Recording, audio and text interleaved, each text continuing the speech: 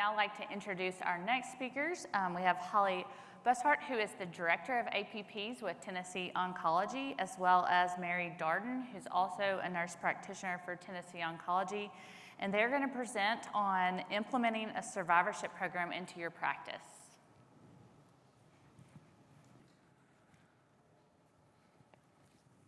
No, I'm not used to my mic. Hi, everyone. Thank you for having us, and welcome to Music City. We're so excited to be going over our survivorship program at Tennessee Oncology. I just am curious, for those of you that have traveled from out of town, do you guys have a survivorship program in your practices or some type of process to address your survivor population? Anyone? Hands?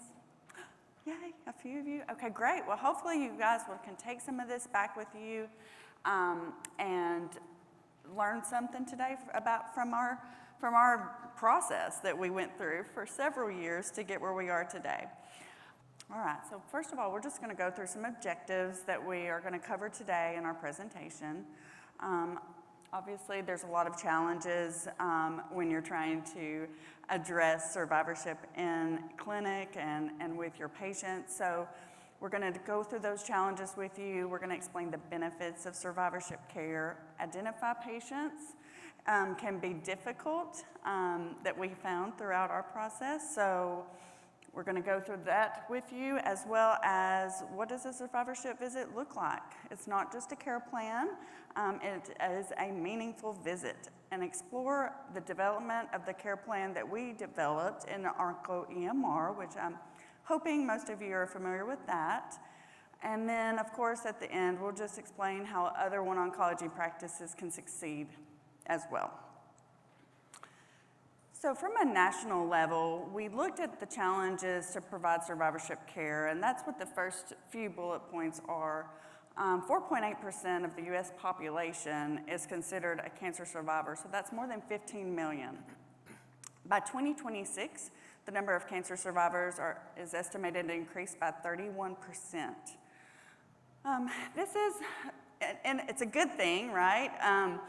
The reason we are having so many survivorship patients come through is improvement in our treatments, earlier detection, and of course, we have an aging population. Our healthcare workforce is not really set up to serve this population. And what we found even in our practice is right now it's steady and we've got the manpower to do it, but if you think in just 4 years, you know, our schedule templates are really full, right? Where are we gonna put these follow-up visits? So it kind of makes you think and look ahead at what is to come for our patients and for our practices. Just a bit about our region and kind of what we faced as a challenge is a significant portion of the Tennessee Oncology patients live in rural areas. We are spread out across the state, and we have 35 clinics. So, so that was a little bit of a challenge, and wanted to provide, you know, care to these patients across our state as well as across state lines. We have patients coming in from Georgia, Kentucky, our bordering states. And that has been, you know, a little difficult when we're looking at how we are using telemedicine to help with the supportive care program we have. We did find that there was a little bit of lack of buy-in from our physicians and our APPs just because of time, right? What is the point? What's the purpose? Why are we doing this? So we'll get into a little bit of that as well. And then reimbursement issues were a little bit of an issue with any telemedicine prior to COVID. It just wasn't, payers weren't reimbursing for it.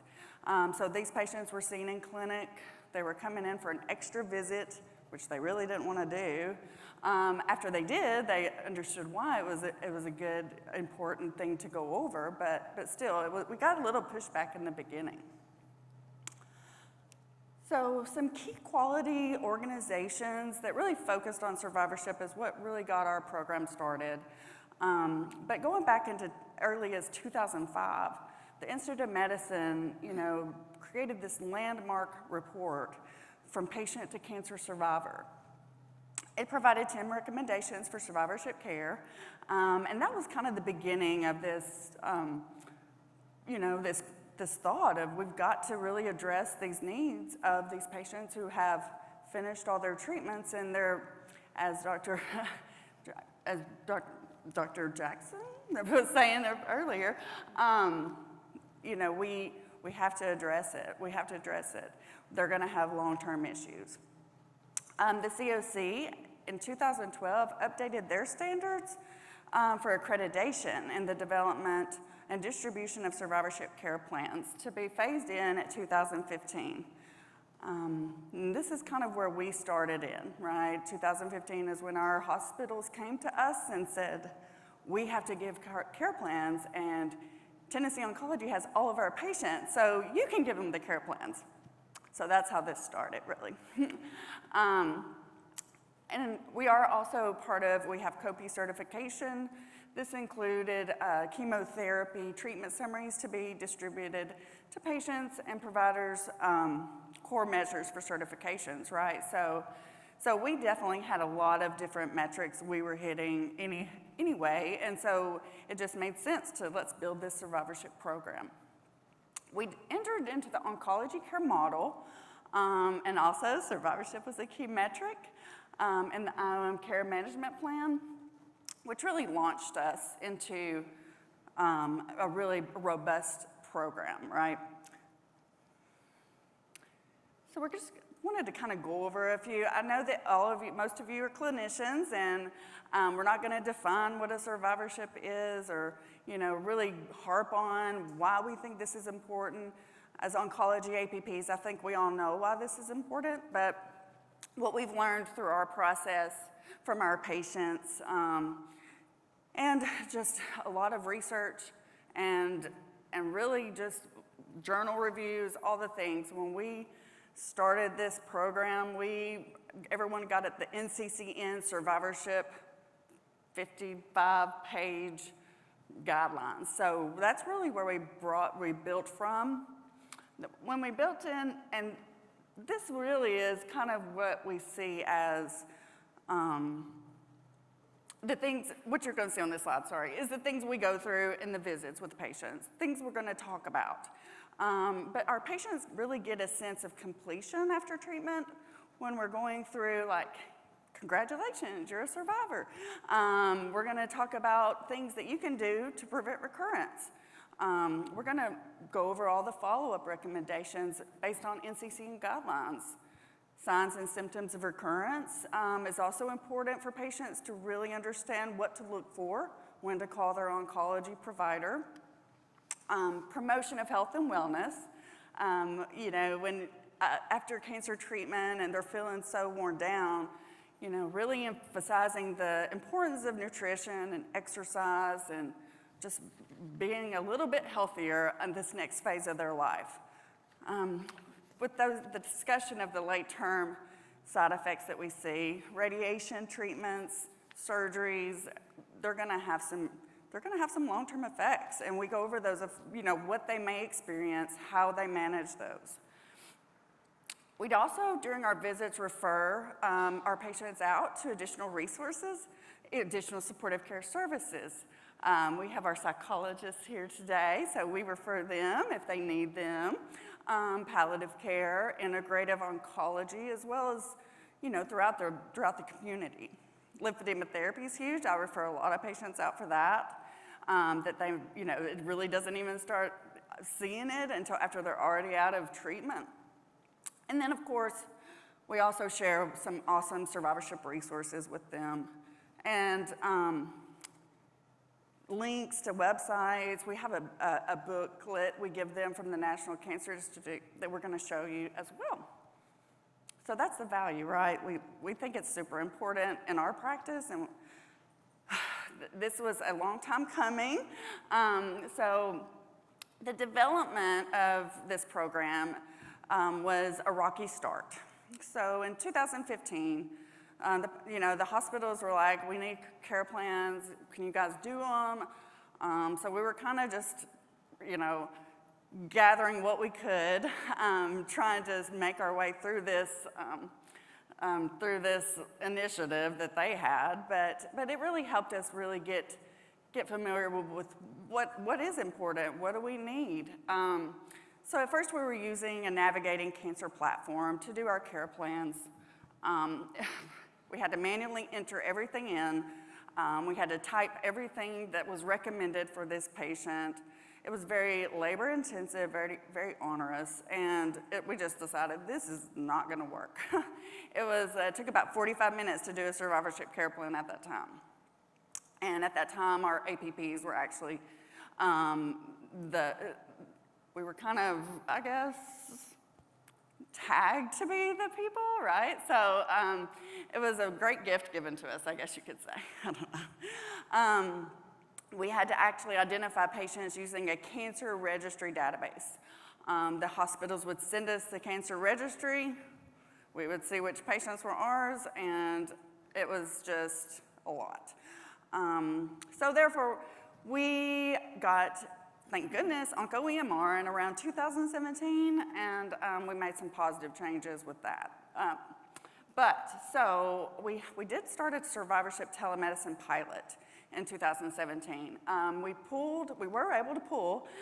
We have a very small set of patients, and OCM patients with breast cancer, stage 1 through 3, who had completed curative therapy. This was like a very small patient population, okay? So we had three clinics out of all of our clinics that we did. We pulled these patients in. We scaled very slowly. At that time, telemedicine was not a thing. For example, Blue Cross Blue Shield made us bring patients into the clinic.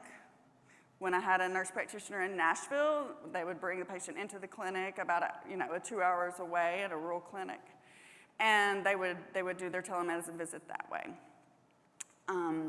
So reimbursement concerns, they wouldn't, a lot of times the payers wouldn't reimburse us for our services, which is fine. We would just write it off as this is a supportive care service for our patients. But again, we did utilize the telemedicine cards. They're quite funny, actually. And then we'd had a small subset of patients we brought into the clinics for a survivorship visit, focused visit. I know this slide isn't very good. You can't really see, but this was our initial process of, can I go back? Can I go back? No. Sorry. There it is. Okay. So this is a small, this was our process. It was the very first, workflow process we did with this program. And it's really small, but in a quick summary of it, so we contacted patients. We had patient navigators at the time. They would contact our patients, offer them a visit, and then if the patient wanted to do the visit, they'd bring them into the clinic. An MA would put them in a room and set them up on a computer. Our MPs would then be in another clinic on another, video monitor computer, and they would have their visit, and the patient would check out and be coming back for their next follow-up appointment. And it was great. It worked well. We actually had, this is a picture of our little telemedicine cart. So this is actually in our pilot. Mary is on the computer screen, and our MA and our patient is there, and it worked well for a little while. This is just a quick summary of our metrics that we gathered during the pilot phase. We had about 99 patients identified in this subset of patients. 36 of those completed a survivorship visit. Then we had 23, that declined. 19 we could not contact. And then out of the 36, we did get 10 patient surveys, but they were all 100% positive. Patients loved it. 36% of eligible patients did complete a survivorship visit. So we thought that was pretty good for our first go. Patient satisfaction surveys, 100% satisfied. The patients felt telemedicine visits were very productive, they were meaningful. We did come across some challenges during this pilot phase. Really, identification of patients was tricky at that time.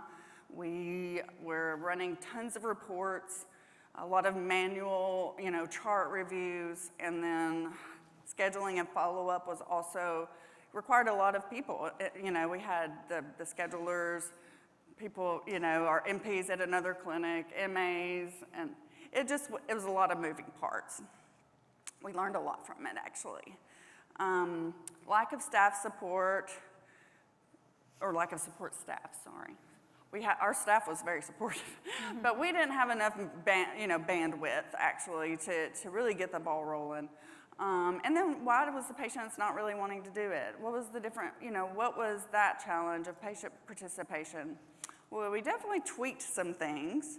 And actually, Mary's gonna go over kind of what we learned from that pilot and where we are now with our program. So Mary Darden, I'm gonna let her take the podium. And the clicker, just push the green button. Hi, everybody.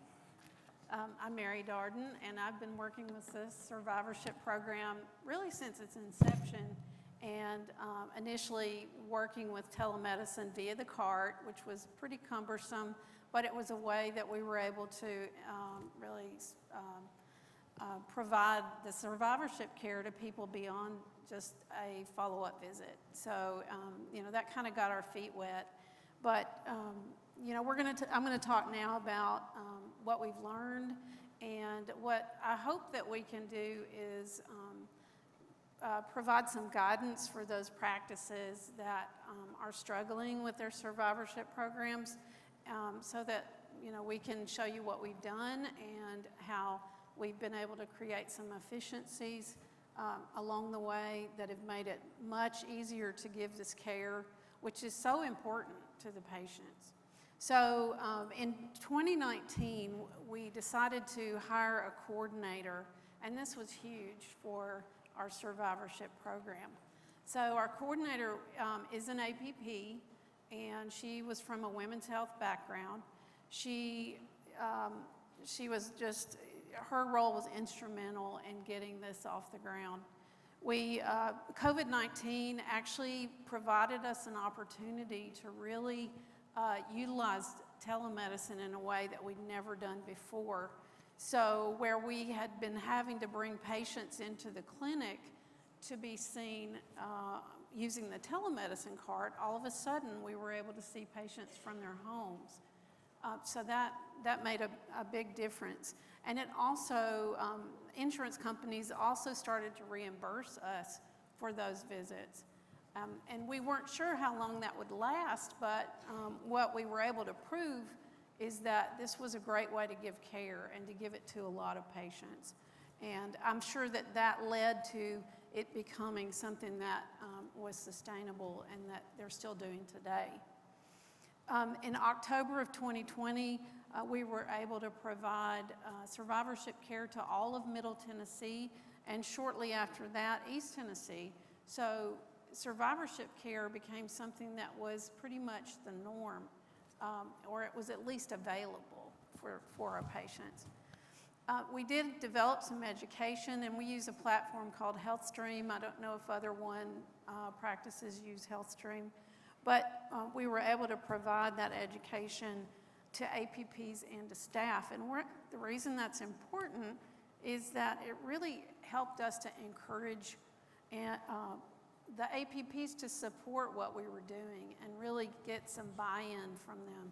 Because prior to that, I really don't think, and she alluded to this, that the providers, some of the providers I don't think really understood the value in what we were trying to do. So, and then the APPs were really tasked with the ownership of survivorship, be it Holly and her team, to really make this a project that was sustainable and that was valuable for the patients. So the next slide, we're going to look at a graph of growth over starting with 2018, and this graph illustrates growth from the pilot through hiring a coordinator, and then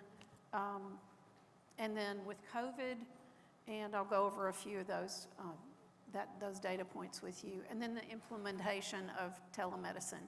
So when we first started capturing data in 2018, we had created about 600 care plans, and those were mainly being created by, a combination of the coordinator, but some of the APPs in the clinic were doing that, and we actually found that that wasn't a real efficient way to do it.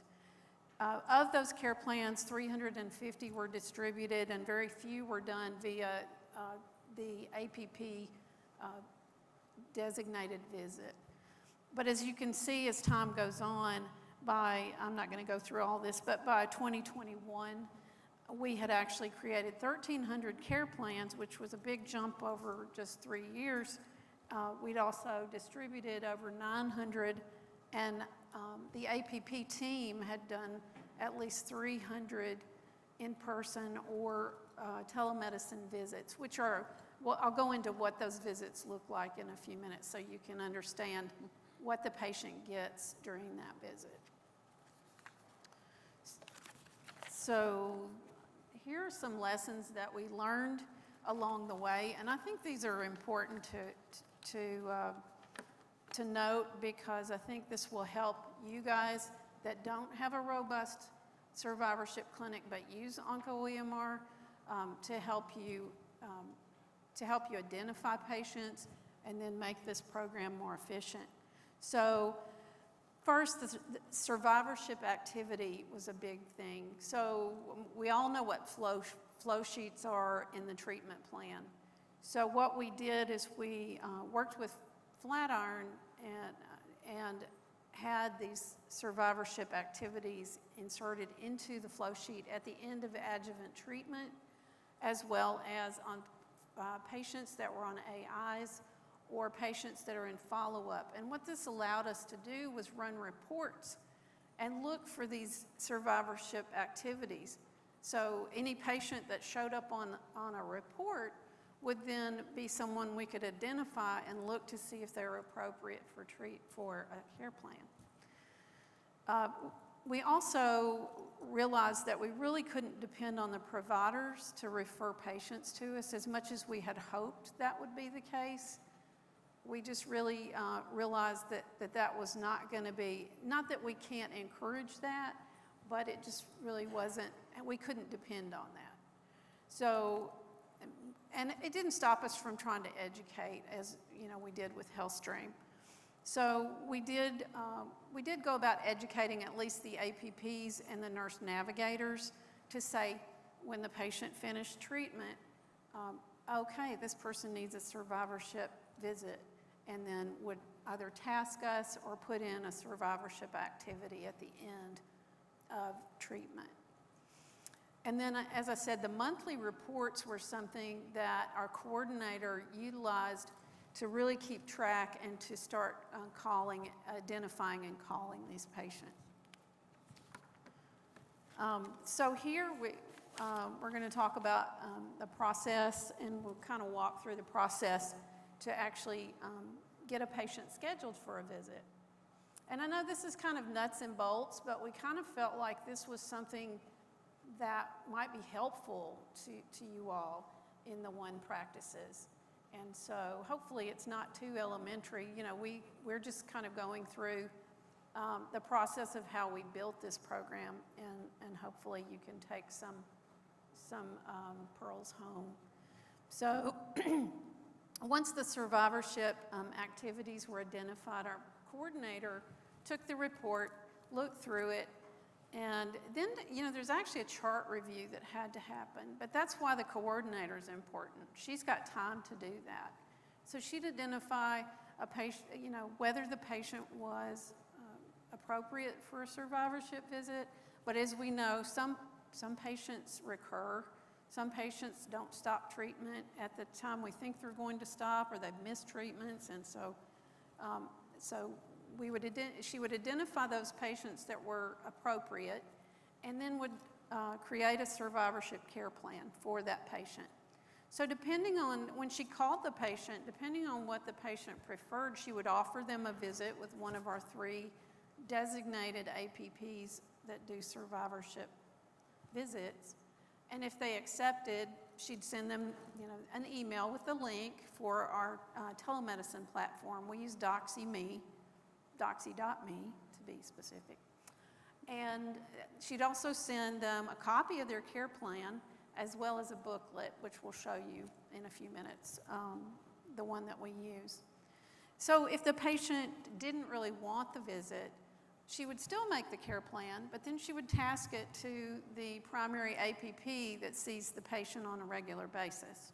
So it would go by task to that APP, and at the next follow-up visit, they would go through that care plan with the patient and give them the booklet.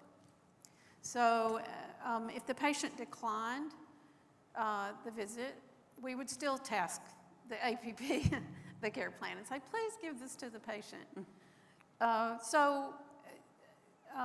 then there were a few that just either didn't respond or we couldn't get in touch with, so we just made sure the APP got the care plan. The care plan distribution, by the way, is tracked through a survivorship button, which I'll show you when we go through the actual care plan itself. But that's a way that we can track whether a patient's gotten a care plan or not, and we can run reports and get that information and that data on how many people are getting care plans. So that's helped us to track it as we go along. One thing that Holly and I were talking about yesterday when we were going through our lecture, and that she suggested I mention, is that with the CARES Act coming into play in January of 2023, these care plans will be accessible to patients. It doesn't necessarily mean we're going to know they read them, but they're going to actually be able to see their survivorship care plans when they look at their medical records. So here are just some barriers, as well as some of the progress that we've made along the way. And as we've mentioned a couple of times, there really wasn't great participation amongst the APPs to make or to deliver care plans. You guys are busy. These care plans can take, when you don't do them on a regular basis, they can be a little bit laborious. We've tried to make them efficient, and then feeling like you're doing the visit justice, or that you really have time to focus on the discussion about what to expect going forward. You know, patients really do want to know these things, though.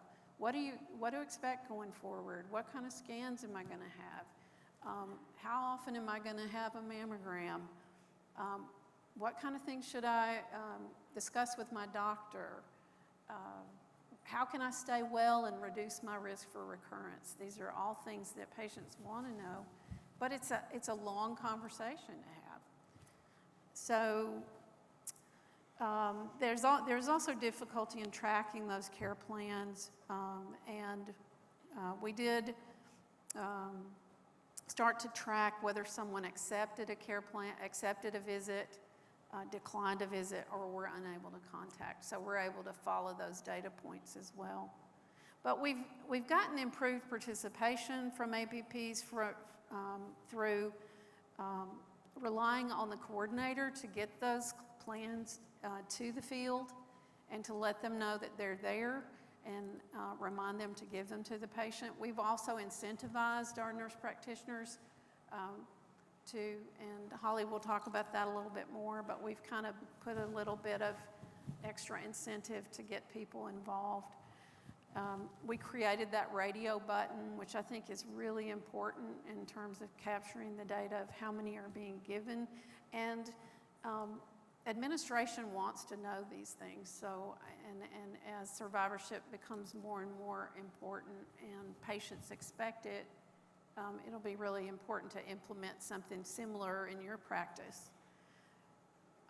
And then the tracking of the survivorship activity, and then utilizing telemedicine to allow us to offer more and more of these visits. You know, we're really in hopes that telemedicine is here to stay. We believe that we've proven that it's a great way to provide care, not only for survivorship, but for integrative oncology, for palliative care, for psychology.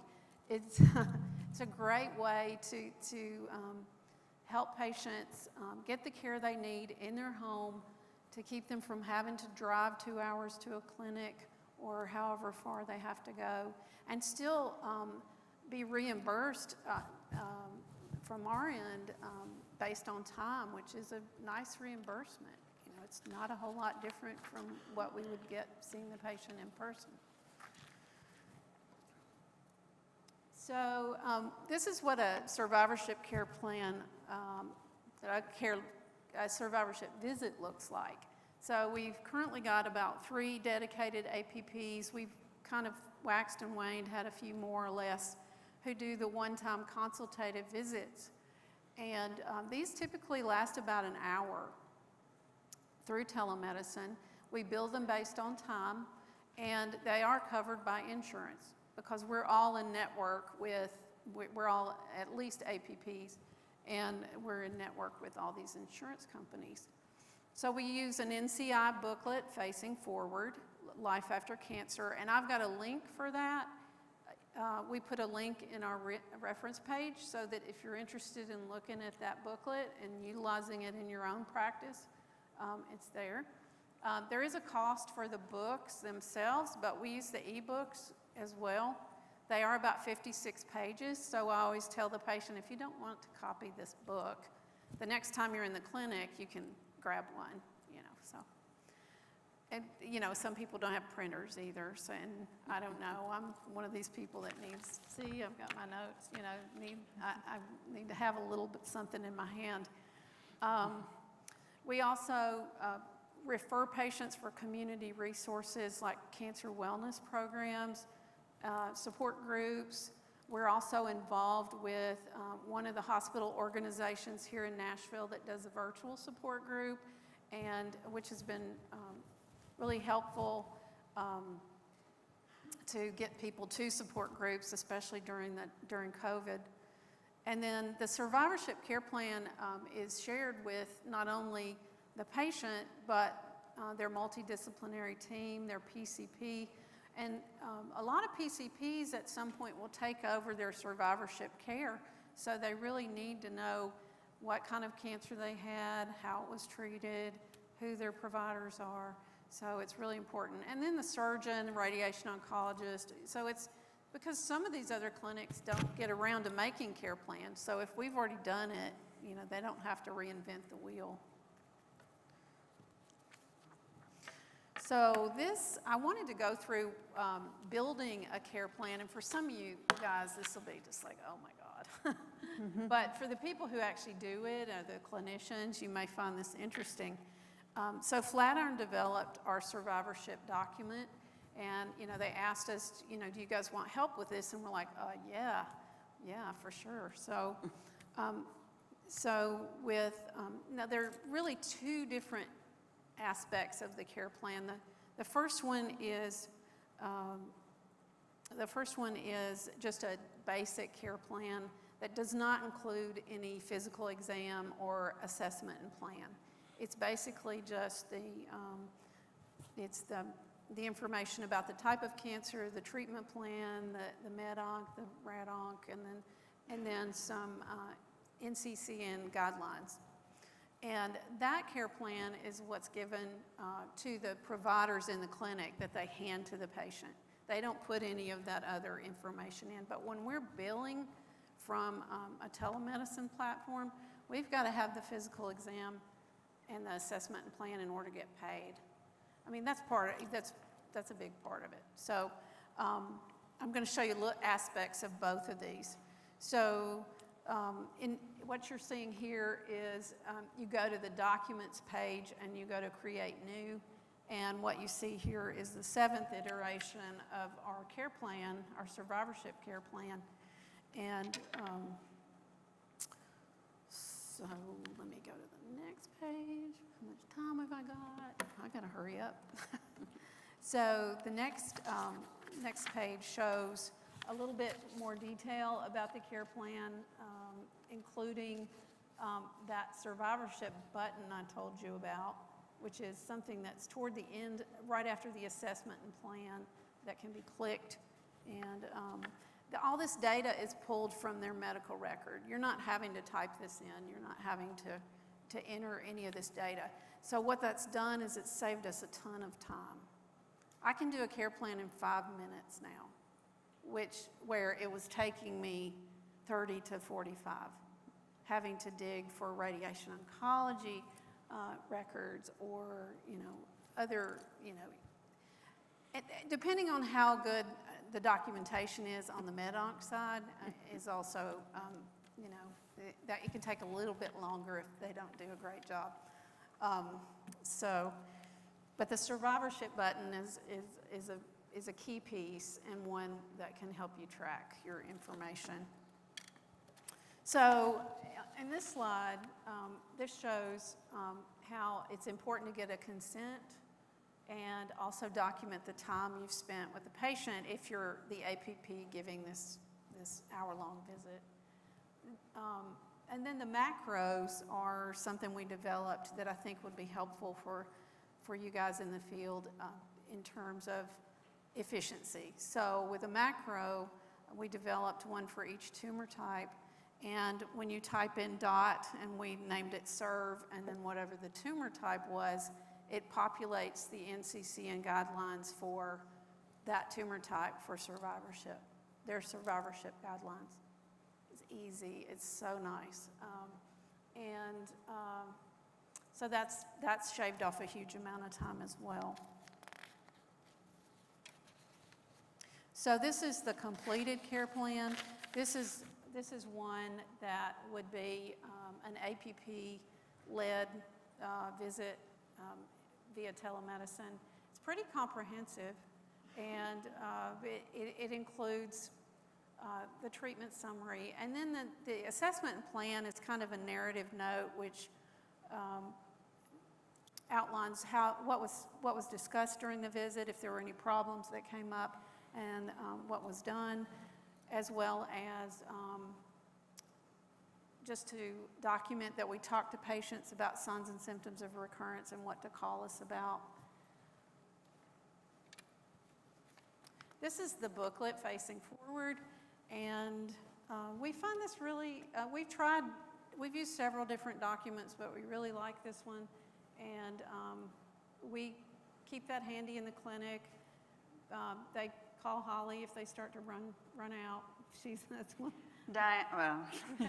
Well, Diane now, I guess. That's not your job anymore. It used to be your job. She's on FMLA, so it's my job again. Yeah. So, let's see here. The coordinator has been key. We'll just put it that way. So, I've gotten kind of to the end of my part. I just want to say that I think it's really important as APPs that we own survivorship, and that we also start discussing survivorship with patients when they first come to us, like as new patients. And if patients come to expect it, they're also going to ask for it at the end of treatment. And I think that's going to help us do a better job of providing the care as well. But I think it's something that's very valuable, and I enjoy working in this area. I work in integrative oncology. I call this my integrative oncology light visit. But anyway, well, thank you guys for your attention. I'm going to hand it back over to Holly to finish it up. Thanks, Mary. All right, so we're going to just kind of wrap it up, but just wanted to go over the key points we feel like would be beneficial for you guys that are trying to incorporate survivorship into your practice. the main things is that we've learned during our time the last 7 years is you want to engage your stakeholders. That includes physicians, APPs, your care coordinators, nurse navigators, even your nurses in your treatment rooms. They're talking to patients. They know when that patient rings the bell. They've even put in some referrals for us. Providing metrics to your providers, I think, is really important. As Mary mentioned, we give gift cards to like the APP who handed out the most survivorship care plans. We try to encourage participation and just really keeping that awareness. All of our meetings, we're always kind of going over, this is our survivorship metrics. This is an APP-led initiative, and so we've really taken it to heart and made it something special, we feel like. Educating staff, emphasizing that value of survivorship. We develop some stuff for patients, as Mary mentioned. We have pamphlets in our waiting rooms to kind of encourage patients to even ask about it. We find that our breast cancer patients are really the ones that really want this, as more than any other tumor type, which, you know, we have a ton of breast cancer patients, and they can be very young. Develop that process to identify patients. That was the hardest part for us, and building that activity within our treatment regimens really, really just changed the game for us. Making that SCP, that Survivorship Care Plan document, really simple and efficient. Flatiron was phenomenal when we built out our ONCO-EMR, so we know they have it. And then have a plan of execution. The visited follow-ups are great. You know, our APPs are handing these out. They're going over this in that 15-minute time slot they have, but we're still getting the information to the patients, and that's really what matters. The dedicated survivorship APPs offer that hour-long visit, and that just really provides patients quality time to ask those questions and really dive deep into what survivorship and what the rest of their journey is going to look like. Track progress, address your challenges, always promote continued engagement, and you will too have a successful program at your practice. I think we have time for questions if anyone has any. This is our contact information. Please reach out to us if you guys have want to take a deeper dive into survivorship. And the resources. Yeah. Here's our references too. I think you guys will have, I think you get slides, but these are some references we felt not only where we got our data, but also felt would be beneficial for anyone else that may want to use some of our resources. So, any questions? Here. Have you done any surveys to ask your patients their perceived helpfulness of the SCP, and how about providers when they receive or hopefully view in your EMR? Did you hear her? I didn't hear it. I'm sorry, could Sorry, you repeat? I can repeat it. Have you done any surveys to ask your patients their perceived helpfulness of the SCP, and how about providers when they receive or hopefully view in your EMR? So we've not, we haven't done any satisfaction surveys since the initiation of our program, but as far as feedback goes, we always get wonderful feedback from patients, mainly about the survivorship visit. The care plan is definitely a document we always recommend that they, you know, keep. If they move out of state, if they change physicians, they're going to have, all of their treatment summaries. They're going to know exactly what chemotherapy and how much radiation they received. So, yeah, I don't know what that second part was. I'm so sorry. I can't understand what. I'm sorry. It just says, how about providers giving feedback and then view in your EMR? I'm not sure what the acronym. Viewing the EMR? Is that what you said? Yeah. I'm not sure I understand the question. We can skip it. Okay, sorry. It's okay. I don't know what to ask. And then one more virtual question. If the organization has Epic, do you still need to provide the care plan? I think it's important to, you know, Epic probably has their own resources in terms of how to do that. I mean, I know that Vanderbilt here in Nashville uses Epic, and a lot of academic settings use Epic. And they, just like we, are tasked with providing this care. So if you don't know if Epic has a template or has, just reach out to your people and see if they can help you develop something. Great. Did anyone in the audience have a question? All right. Thank you very much. All right. Thanks, everyone. Thanks a lot.